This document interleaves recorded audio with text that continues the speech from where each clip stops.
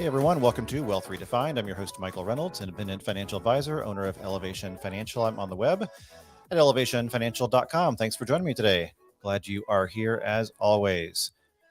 5 ways to lower anxiety in a stressful market is our topic today.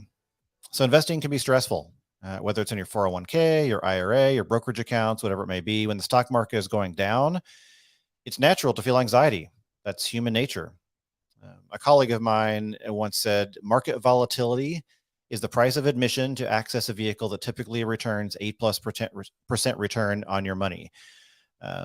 So sayings like this are important, they're practical, they're wise, but it doesn't always help when we're in the moment of watching your account balances decrease and wondering if we'll ever see a return again. It can feel very disheartening, especially because as humans, we're wired to be really good at the short term, but bad at long-term thinking. There's a lot of data out there supporting the notion that we're really good at what's right in front of us. We're really good at immediate kind of short-term decision making and seeing the short-term horizon. But when it comes to long-term planning and long-term visioning, we're really bad at that. We're not wired to do that naturally. And so it's just kind of human nature to not really be comfortable with this long-term planning or long-term vision. So the thing is, investing is a long-term pursuit. That's why it can be really difficult to kind of stomach the emotions that go with that. So, if successful investing requires a long-term commitment, but we're having trouble with short-term anxiety, what do we do?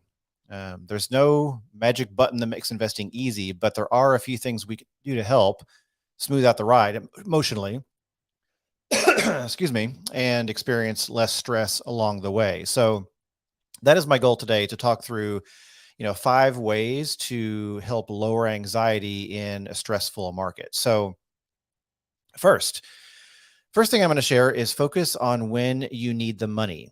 That's a really big, helpful notion to think through when you're looking at investments in the now. So, one of the best ways to reduce stress when you see your account balances go down is to remember what the money is for. Is the money for retirement in 10 to 20 years? Something long term? If so, the balance today doesn't really matter. The twists and turns along the way are really a distraction. The longer your time horizon, the higher your chance of seeing a positive return. Even after 5 years, the probability based on historical data of seeing a positive return improved pretty dramatically. So, for example, there's uh, some data here pulled from Morningstar that I'm going to reference, and this takes the S&P 500 total return index annualized returns rolled monthly from January 1st, 1926 to March 31st, 2020. So a pretty long time horizon there. And this is the percentage we see a positive return based on any given rolling time period. So in a 1 year period, we see positive returns about 75% of the time. In a 3 year period, we see positive returns about 83% of the time. In a 5 year period, we see about 87% of the time we see positive returns. And in a 10 year time period, about 94% of the time. And after 20 years, 100% of the time, we see positive returns. So to flip it another way, in a 1 year time horizon, there's a 24% chance, or 24% of the time we saw negative returns. And then by the time you get to a 10 year return, there was a 5% period where you saw negative returns. So as your time horizon increases, your probability, or at least the percentage of time in the past that we saw positive returns in that time period, dramatically increases. So when you apply that to the notion or the question of when do I need this money, that really helps frame how we should be looking at the investments we have. And there's no guarantee in investing. That's why disclaimers always say past performance is not a guarantee of future returns. But it can be helpful to look at the probabilities of a positive return for your specific time horizon. So then focus on that time horizon and not your account balance today. Focus on when you need the money, and that's what's important. All right, next, tune out the noise. Part of what we can do to reduce stress in markets like this are to tune out the noise from the media. It's part of our stress comes from being yelled at by the media. Every time the stock market takes a dive, we're inundated by these incendiary phrases like the market's a bloodbath today, or this is the biggest drop since whatever time period, et cetera. Like all these very charged words we hear and charged phrases and emotionally charged messages we're hearing. The media loves to scare us. News organizations make money through clicks, through eyeballs, through ads. There are some that are more objective than others. There's some very high quality, ethical news organizations that do a great job. But unfortunately, some of the loudest and the scariest stories are the ones that get the most attention. So while there's often truth to what is being reported, for example, maybe it really is the biggest market downturn since whatever date they're talking about. And that can sound really terrifying when framed a certain way, but is that what really matters? Maybe it matters to day traders and certain people in certain contexts when it comes to the market, but to those of us truly investing for the future, what matters again is our time horizon. So back to our first point, when do you need the money? That's what matters. Next, number 3, stop checking your accounts. I get it. When the media is yelling at you, the first thing you want to do is look up your account balance and see what the damage is. It's human nature, but this can be negatively addictive.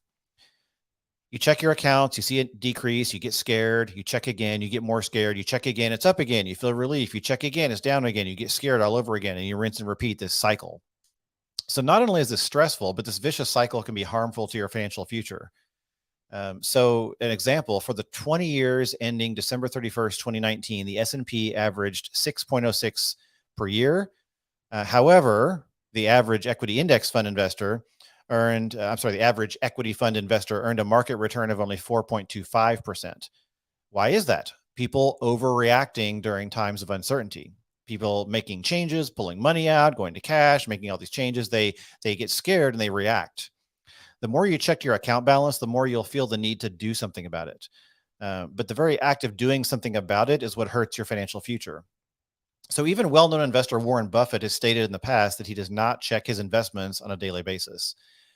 So if you find yourself getting anxious because you're checking your accounts all the time, consider moving your investing apps to a secondary screen on your phone or maybe deep within a folder so it's not readily accessible, or even delete those investment apps from your phone. Many people go on like a social media fast sometimes by deleting social apps from their phone. So this can be a similar way to keep you from indulging in unhealthy investment monitoring in a similar way. Maybe go on an investment monitoring fast by deleting those apps or moving them out of the way. Next, focus on what you can control. You can't control the stock market. So what can you control? You've got control over your spending. You've got control over how you manage your debt. You have control over how you create an income, which could include asking for a raise at work, starting a business, managing your career. You have control over your risk management through insurance. You have control over your cash flow planning. There are a lot of things about your financial life that you can control. So the market can feel scary in part because it's difficult to understand how it works. It can feel chaotic and beyond our control. So to many people, it's a black box. So if you replace that feeling of stress with things that we can actually control, that can be a really good way to soothe market-related anxiety. By focusing your attention on these areas of your financial life, you not only focus less on today's market performance, but you will also be more intentional with your money. Last, number 5, believe in innovation. So when financial news is scary, it can be really easy to develop a pessimistic perspective to the point of fearing the whole world is melting down, the whole system is burning down. It can cause people to pull their money out of investments. They run to gold sometimes. You can pin their hopes on questionable investments from these sources selling fear. We become irrational sometimes when we see scary markets. However, betting against the stock market is betting against innovation. The market is fundamentally based on the innovation and growth of our largest companies. The companies that drive our economy have a goal to make money. They want to make money no matter who is president, which political party is in power, what the interest rates are, or what is going on in the world. The stock market is how we're able to participate in that growth and innovation. So if you believe that American and global businesses as well want to keep growing and innovating, then by extension, the stock market has a bright future. That's what it's based on. So I get it. Markets can be scary when you're looking at account balances. That can be stressful. But these are 5 ways that these are practical tools that can help you manage that stress, lower anxiety in a stressful market, and stay on track without overreacting and causing changes that might be detrimental to your financial future. So Hope these 5 ways are helpful and help you manage the stress of investing for the long term. So with that, as always, you can find me on the web at elevationfinancial.com. Always happy to chat. If you have any questions, you're welcome to book a complimentary money session using that link on my homepage. Always happy to chat about any questions you might have. All right. Thanks for joining me today. As always, have a great day. We'll see you next time.